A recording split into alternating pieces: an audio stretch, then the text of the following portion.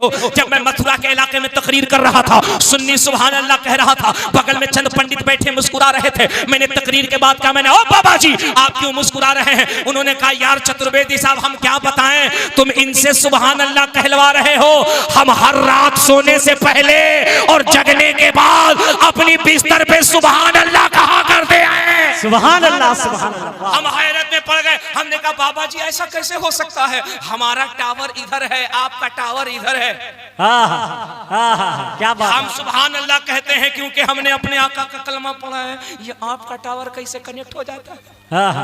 बोले तुम्हें मालूम नहीं, हमारा भी टावर कनेक्ट होता है। हमने कहा, फिर जरा कनेक्ट करके बताओ तुम्हारा टावर क्या बोलता है।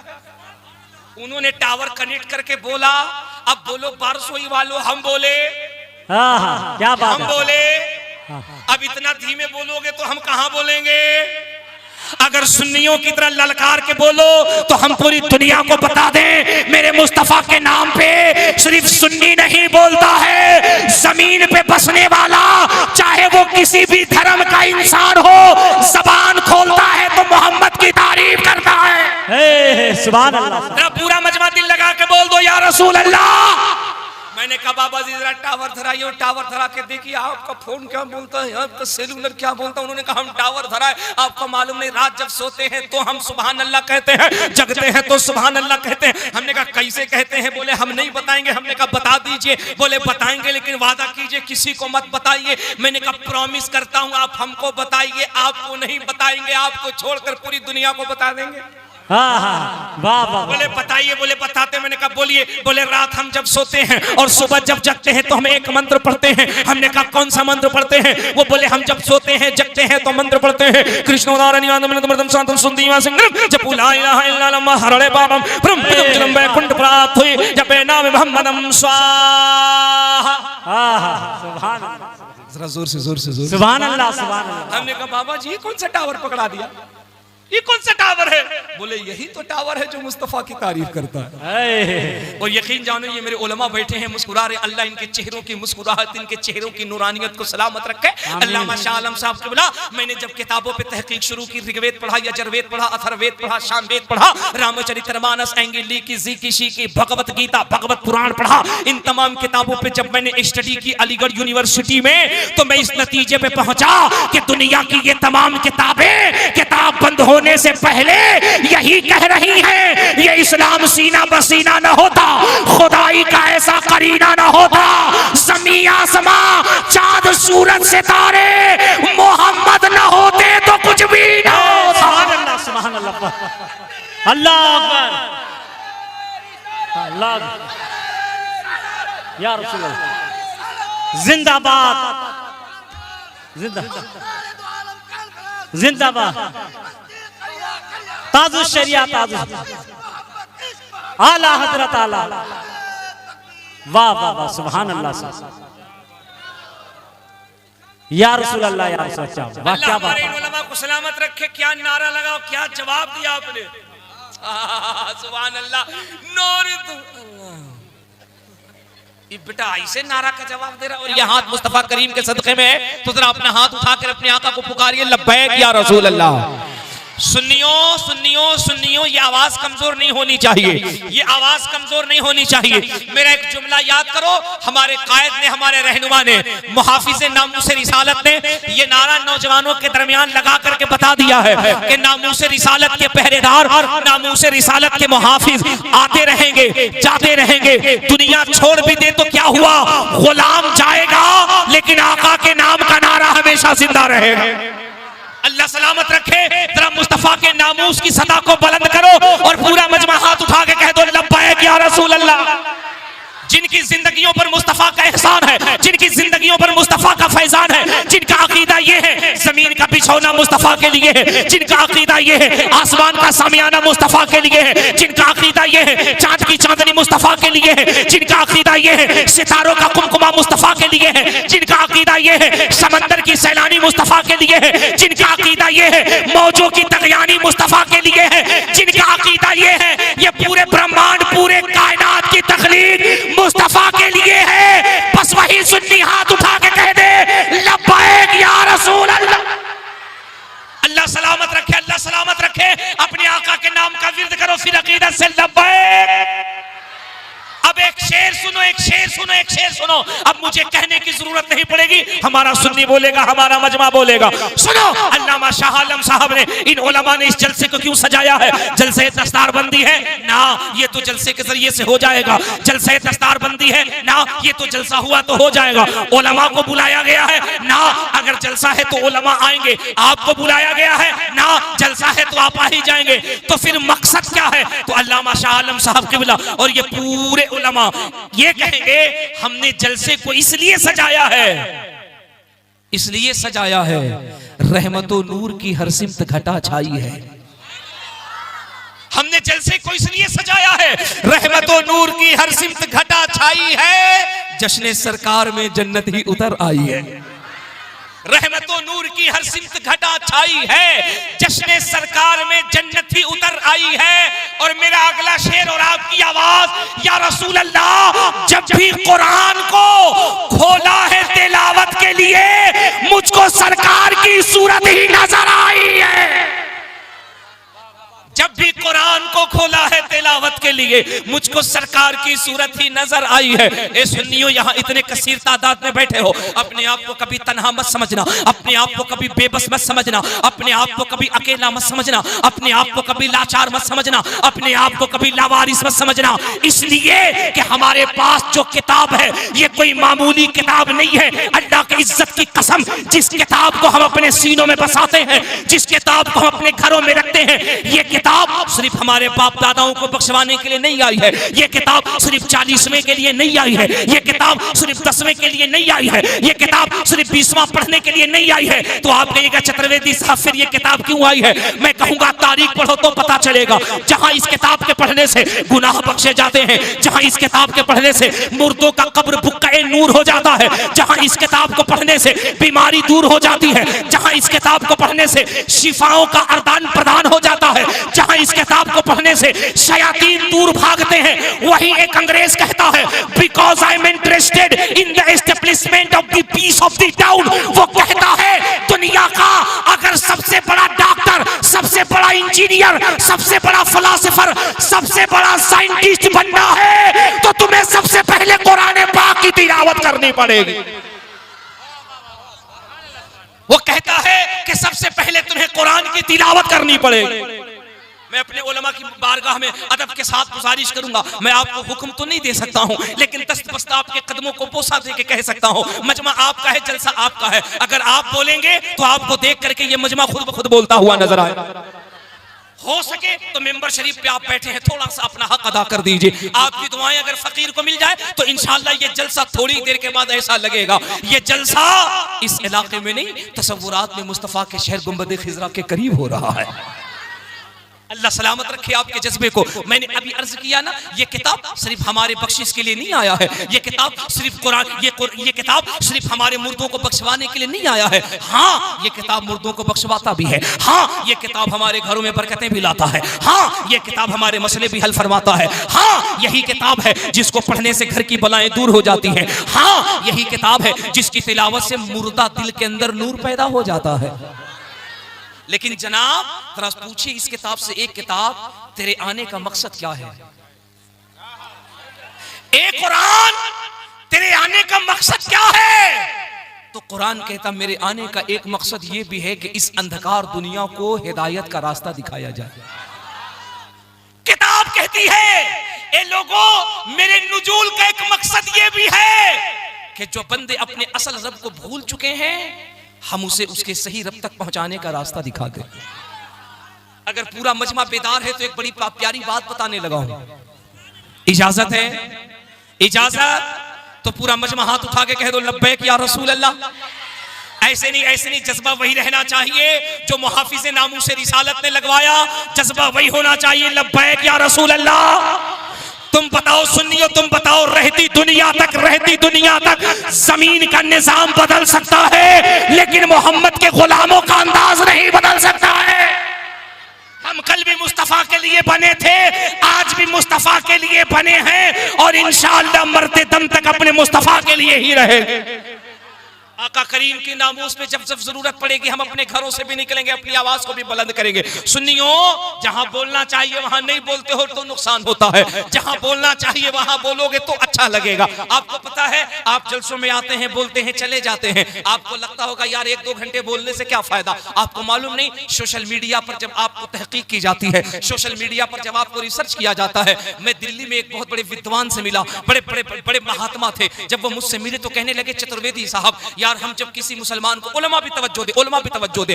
उस विद्वान ने कहा था, उस विद्वान ने कहा, अल्लामा शाह आलम साहब के बोला, जब उससे मेरी मुलाकात हुई, उसने कहा चतुर्वेदी साहब जानते हो, हम जब किसी मुसलमान को और हम जब किसी नौजवान को देखते हैं, जब वो शराब पीता है हम बड़े खुश होते हैं, जब वो चोरी करता है हम बड़े खुश होते हैं, जब वो ज़िना के अड्डों पे जाता है हम बड़े खुश होते हैं, जब वो अय्याशियों में मुब्तला होता है हम बड़े खुश होते हैं, जब वो नापाकी में इस्लाम छोड़ देता है, जब वो इस्लाम के रास्ते से हट जाता है हम बड़े खुश होते हैं। कुछ सेकुलर लोग जब इस्लाम को छोड़ करके मंदिरों की तरफ जाते हैं हम बड़े खुश होते हैं। मैंने कहा खुश होने की वजह? बोले ऐसा लगता है कि इस्लाम अब खत्म हो रहा है। उसने कहा ऐसा लगता है कि इस्लाम खत्म हो रहा है। मैंने कहा फिर आपको तकलीफ क्यों होती है? तकलीफ कैसे होती है? टेंशन में कैसे आते हैं? प्रॉब्लम में कैसे आते हैं? उसने कहा ये बात न पूछो, ये बात न पूछो। मैंने कहा जब तुमने इतनी बड़ी बात बताई है तो उसका दूसरा पहलू भी तो बताओ। अब सुनियो, उसने मुझे जो दूसरा पहलू बताया, अगर इजाजत दो तो हम तुम्हें बता दें। दिल लगा के, दिल लगा के, दिल लगा के उलमा सुने। उसने कहा कि इन बुराइयों में जब हम नौजवान को देखते हैं, जब मुस्लिम नौजवान को हम बुराइयों में देखते हैं हम बड़े खुश होते हैं। हमें ये लगता है कि अब इस्लाम खतरे में है, अब इस्लाम मिट चुका है। लेकिन यही नौजवान गुनहगार होने के बावजूद, सियाहकार होने के बावजूद, बदकार होने के बावजूद, खताकार होने के बावजूद जब तुम्हारे जलसों में जाता है और अश्कों को बहा करके तड़प तड़प के या रसूल अल्लाह का नारा लगाता है, तो फिर हम ये समझने पे मजबूर हो जाते हैं अभी इस्लाम को मिटाया नहीं जा सकता है।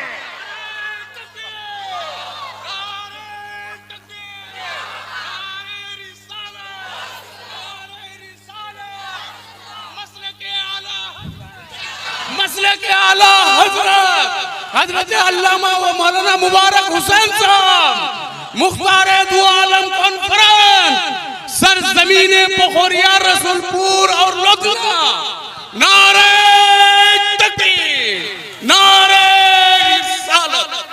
वो कहता है यार जब हम इस नौजवान को देखते हैं, ये गुनहगार होने के बावजूद, सियाहकार होने के बावजूद, बदकार होने के बावजूद, खताकार होने के बावजूद, जब आका के जलसों में आता है, तुम्हारे नबी की मिलाद में आता है, तुम्हारे आका की महफिल में बैठता है, और जब तुम्हारे मुस्तफा की सीरत सुनता है, तुम्हारे आका के कैरेक्टर को सुनता है, मुस्तफा के चरित्र को सुनता है, नबी की नात सुनता है, और सुन के जब उसकी आंखें बरसने लगती हैं, जब वो या रसूल अल्लाह कहने लगता है, जब वो मुस्तफा मुस्तफा कहने लगता है, तो फिर हमें एहसास होता है कि इस्लाम अभी मिटा नहीं है। जो उम्मत 1400 साल के बाद भी मोहम्मद की मोहब्बत नहीं छोड़ सकती है, वो इस्लाम का दामन कैसे छोड़ सकती है? सुभान अल्लाह, बहुत खूब जवाब नहीं है। इसलिए मेरे बच्चों, तुम्हें मायूस होने की जरूरत नहीं है, बस जरूरत इतनी है पलटो और अपने मुस्तफा से मोहब्बत करना सीख लो। अल्लाह की इज्जत की कसम, ये पूरी दुनिया तुम्हारे कदमों में गिरती हुई नजर आएगी।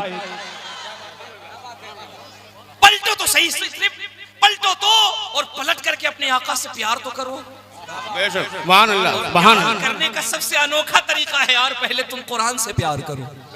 सुभान अल्लाह, पहले कुरान को सीने में बसाओ। आज अल्लामा शाह आलम साहब और उनकी ये पूरी टीम जो बैठी है, इन्होंने कौम के नन्हे नन्हे बच्चों के सीने में जो कुरान को नाजिल फरमाया है, इस कुरान का एजाज अगर देखना है तो देख, ये बच्चे कल तक मामूली बच्चे थे, ये बच्चे कल तक नॉर्मल बच्चे थे, लेकिन इन बच्चों के सर पे जब दस्तार बांधी जाती है, जब अमामा शरीफ सजाया जाता है, तो दुनिया अब उनका नाम नहीं लेती है, बल्कि अब उनके नाम के सामने साहब लगा करके हाफिज साहब कहा जाता है। बेशक, सुभान अल्लाह, उनके नाम के आगे साहब लगा करके मौलाना साहब कहा जाता है, उनके नाम के आगे साहब लगा करके मुफ्ती साहब कहा जाता है।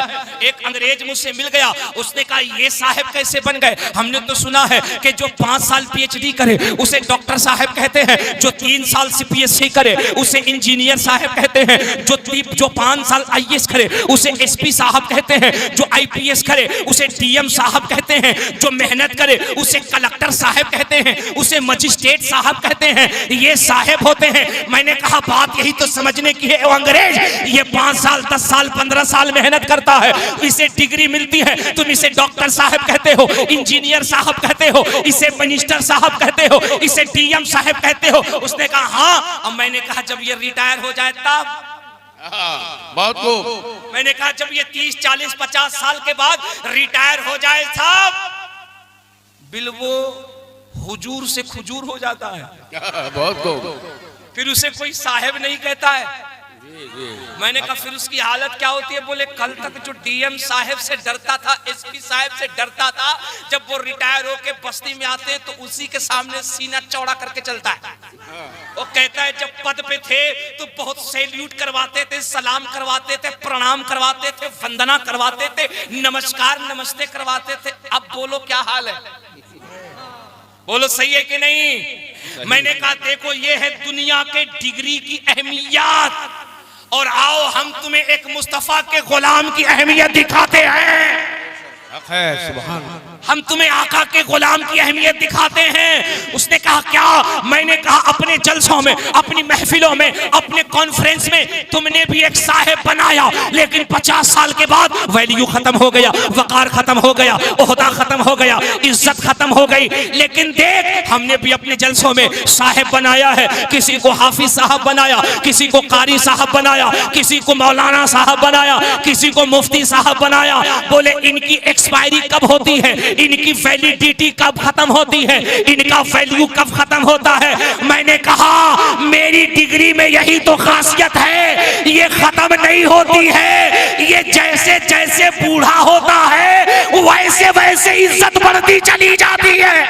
नारे तकबीर, नारे तकबीर, नारे रिसालत, नारे रिसालत, मुख्तार दो आलम कॉन्फ्रेंस, मुख्तार दो आलम कॉन्फ्रेंस, नारे तकबीर, नारे रिसालत। नौजवानों समझो, ये 50 साल के बाद, 60 साल के बाद, 65 साल के बाद, 70 साल के बाद, 80 साल के बाद जब रिटायर होता है, जो लोग इज्जत करते थे कोई इज्जत नहीं, जो लोग प्यार करते थे कोई प्यार नहीं, जो लोग प्रोटोकॉल देते थे नो प्रोटोकॉल। लेकिन देख एक हमारा साहिब है, जोर से जोर से जोर से जोर से बात है, क्या बात? एक हमारा साहिब है। या रसूल अल्लाह अपनी उम्मत के साहिबों का मकाम बयान कीजिए। ये तो दुनियादार अपने साहिबों का मकाम बयान कर रहे हैं। आका अब अपनी उम्मत के साहिबों का मकाम बयान कीजिए। सुन मेरा मुस्तफा इरशाद फरमाता है, ओ मेरे उम्मत के साहिबों का मकाम जानना चाहता है तो सुन। जब ये बच्चा मुझ पे नाजिल करदा किताब कुरान को अपने सीने में फंसाता है तो इसकी वैल्यू होती है कि जी जो कल तक नॉर्मल बच्चा था, कल तक मामूली बच्चा था, आज इसके सीने में कुरान हो गया है, इसके सीने में मुस्तफा की हदीस हो गई है। अब ये हाफिज साहब है, आलिम साहब है, मुफ्ती साहब है। अब इसका मकाम ये है, इसे अल्लाह की बारगाह से इतना बड़ा प्रोटोकॉल दिया जा रहा है, इतनी बड़ी सिक्योरिटी दी जा रही है, इतनी बड़ी इज्जत दी जा रही है कि जब ये जमीन पे चलता है तो आसमान के फरिश्ते इसके पैरों के नीचे अपना पर बिछाते हुए नजर आते हैं। सुभान अल्लाह, सुभान, क्या बात है? अपना पर बिछाते नजर आते हैं। मैंने कहा और बोले इतना ही नहीं, अगर यही हाफिज, यही कारी, यही आलिम, यही मुफ्ती कि वो गरीब का लड़का हो, कि रिक्शा चलाने वाले का लड़का हो, कि वो रिक्शा चलाने वाले का लड़का हो, कि मजदूर का लड़का हो, कि बेबसो बेसहारा का लड़का हो, आका फरमाते यही जब किसी कब्रिस्तान से गुजरेगा तो अल्लाह इसके कदमों की बरकत से 40 रोज तक अज़ाबे कब्र को दूर फरमा देगा। अल्लाह अकबर, अल्लाह अकबर। अब स्टेज पे उन चेहरे को देखो जिनकी दाढ़ियां सफेद हो रही हैं या जिनकी सफेद हो चुकी हैं। अब इन चेहरों को देखो। सुनो, ये दुनिया का साहब है, ये नेता साहब है, ये अभिनेता साहब है, ये फला साहब है, ये फला साहब है। इसी साहब के पीछे हमारा नौजवान दौड़ा हुआ है। ये देखिए क्रीम लगा रहा है, पाउडर लगा रहा है, लाली लगा रहा है, बहुत बहुत 10-10 हजार का मेकअप करा रहा है। क्या भाई, हम बम्बे वालों का स्टाइल कर रहे हैं, हम फला हीरो की नकल कर रहे हैं। मैंने कहा बे मेकअप के कभी इन हीरो को देखा, इन हीरोइनों को देखा? कहा क्या मतलब? मैंने कहा बगैर मेकअप के अगर इन हीरोइनों को देख लो तो इनमें और चुड़ैल में 1% का भी फर्क नहीं है। सही है? इनके चेहरे को देखो और फिर कभी चुड़ैल को देखो। चुड़ैल तुम्हें कुछ ठीक लगेगी, इसको देख लो तो हैरत में, क्या ये वही है जिसको हमने सुबह में देखा था? पता चलता है साहब ये इसके चेहरे का नहीं, ये उस पाउडर का कमाल है। अब जरा उस नौजवान को देखो जिसको तुम हीरो कहते हो। तुम्हें मालूम है बड़े बड़े आर्टिस्ट जब स्टेज पर प्रोग्राम देने के लिए आते हैं, उनके चेहरे पे जो मेकअप होता है ना, उसकी टाइमिंग होती है 1 घंटे, 1.5 घंटे, 2 घंटे, 2.5 घंटे। और जैसे ही टाइम खत्म होता है ना, आर्टिस्ट, मेकअप आर्टिस्ट धीरे से कान में आके कहता attention please, go back, stage के पीछे चलिए। क्यों? डेट एक्सपायर होने वाला है। क्यों भाई? आधे घंटे और प्रोग्राम करने दो। तो आर्टिस्ट कहता है प्रोग्राम कीजिए, लेकिन अगर असली चेहरा दिख गया तो मेरी गारंटी नहीं। पब्लिक यही कहेगी कि यार इस नेता अभिनेता, इस हीरो में जिन्नात कहां से आ गया, फिर मेरी गारंटी नहीं। मैंने कहा ये तुम्हारा है जो 50 साल के बाद देखा नहीं जाता। और सुन, अल्लाह जिसे साहिब बनाता है, मुस्तफा की उम्मत में जो साहिब बनता है, उसका आलम ये होता है वो 80-85 साल का बूढ़ा हो जाए। जब वो जिम्बाब्वे एयरपोर्ट पे उतरे तो एक अंग्रेज सैयद यूनुस के घर में है। वो कहता है सैयद साहब गलियों को क्यों सजाया जा रहा है, घरों को क्यों सजाया जा रहा है? सैयद यूनुस ने कहा था इसलिए सजाया जा रहा है कि भारत से मेरा पीर आ रहा है। उसने कहा मैं अंग्रेज हूं, गोरी चिट्टी नस्ल में पैदा हुआ हूं, चला चलू देखो तुम्हारा पीर कैसा है। वो अंग्रेज चला और जिम्बाब्वे एयरपोर्ट के आगे जब 80 साल का बूढ़ा मुस्तफा का गुलाम ताजुश्शरिया निकला तो अंग्रेज ने कहा यार जब बरेली के अख्तर रजा इतना खूबसूरत है तो मदीने का मोहम्मदुर रसूलुल्लाह कितना खूबसूरत होगा। तकबीर, नारे रिसालत, उलमाए अहले सुन्नत, मसलक आला हजरत हजरत अल्लामा मौलाना मोहम्मद मुबारक हुसैन चतुर्वेदी, मुख्तार दो आलम कॉन्फ्रेंस, बस्ती बस्ती करिया करिया, इश्क मोहब्बत, उलमाए अहले सुन्नत। वाह वाह वाह, सुभान अल्लाह। उसने कहा यार जब मोहम्मद की उम्मत के बुजुर्गों की हुस्न का ये आलम है, जोर से जोर से जोर से जोर से, उनके उम्मत के बूढ़ों के हुस्न का ये आलम है, उनकी खूबसूरती में इतनी कशिश है, ये जिनका कलमा पढ़ते होंगे उनके हुस्न का क्या आलम होगा। उसने जैसे ही सवाल किया गोया बरेली का कलंदर पुकार के कहा ओ मुस्तफा के हुस्न की बात करने वाले, तुझे मालूम नहीं हम उससे प्यार करते हैं जिसकी शान है सबसे औला वो आला नहीं। हमारा मजमा यहां से वहां तक। अगर उसे अपने इमाम का ये शेर याद है तो जरा बोल के बताना। गोया मेरे इमाम ने उस अंग्रेज को कहा सुन, तुझे मालूम नहीं हम जिसका कलमा पढ़ते हैं उसकी शान ये है, उसकी खूबसूरती का आलम ये है, सबसे औला वो आला हमारा नबी, सबसे बाला वो आला हमारा नबी। आवाजें कमजोर है सुन्नियों तुम्हारी, अपने मौला का प्यारा हमारी, हमारा आलम का दूल्हा हमारा नबी। गोया मेरे इमाम ने कहा तुम्हें मालूम नहीं सब वाले उजलों में चमका किए अंधे शीशों में चमका हमारा नबी। जैसे सबका खुदा एक है वैसे ही इनका उनका तुम्हारा हमारा नबी। और मेरे इमाम ने कहा तुझे मालूम नहीं कौन देता है, देने को मुंह चाहिए, देने वाला है सच्चा हमारा नबी। बाबा बा, सुभान अल्लाह, सुभान, क्या बात है। बल तो अपने मुस्तफा से प्यार करो और प्यार मुस्तफा से करने के लिए कुरान को अपने सीने में जगह दो। जरा पूरा मजमा सुन तो सही। ये कुरान शरीफ हमारा 10वां 20वां 30वां 40वां करीब हमारे इलाके में माहौल ये बन गया, हमारे घरों का हाल ये बन गया है जब मियाँ बीवी में झगड़ा हो लाओ कुरान खाओ कसम नहीं, मियाँ बीवी में झगड़ा होता है उसके बाद देखिए बात में लाओ कुरान खाओ कसम, पड़ोसी से झगड़ा हो जाए लाओ कुरान खाओ कसम, पड़ोसी में झगड़ा हो जाए मोहल्ले में झगड़ा हो जाए लाओ कुरान खाओ कसम, और नहीं किसी को शैतान पकड़ ले लाओ कुरान पढ़ो।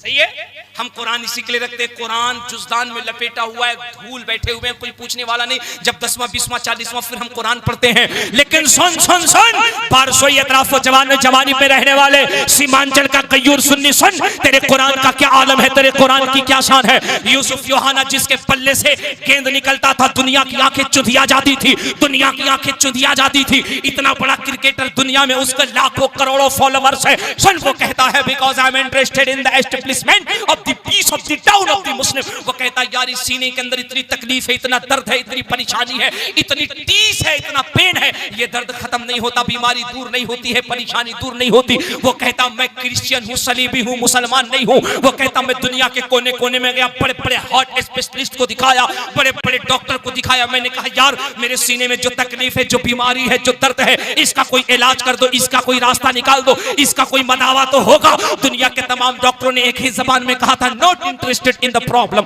हम तुम्हारे बीमारी से हम तुम्हारे बीमारी में इंटरेस्ट नहीं रखते हैं, क्योंकि इस बीमारी का हमारे पास कोई इलाज नहीं है। ये हार्ट होता तो इलाज होता, पेन होता तो इलाज होता, हमारे पास इसकी कोई दवा नहीं है, हम कुछ नहीं कर सकते। वो कहता हम मायूस हो गए हैं, सुबह के वक्त में अपने छत पे अपनी टेरिस पे टहल रहे हैं, अचानक हमने क्या देखा, हमारी बस्ती से एक ऐसा शख्स जा रहा है जिसके चेहरे पे दाढ़ी है, सर पे टोपी है, चलने की अदा बता रही है, कोई और नहीं मोहम्मद अरबी का गुलाम जा रहा है। वाह वाह सुभान अल्लाह, क्या बात है। अंग्रेज है, क्रिश्चियन है, सलीबी है, मुसलमान नहीं है, दाढ़ी नहीं है, टोपी नहीं है, नमाज नहीं पढ़ता, रोजा नहीं रखता, हज नहीं करता, ज़कात नहीं देता, सलीबी क्रिश्चियन है। वो कहता है चलने की अदा बता रही थी कि मोहम्मद अरबी का गुलाम जा रहा है। वो भागते हुए आया, आकर के बाजू पकड़ा, कहा yes I agree this knowledge about Samson had been something wrong, then he will be punished by burning his skin, and then Allah puts a new skin on him, covers him to make him know that the taste is painful again. That means the many years ago that the receptor of pain sense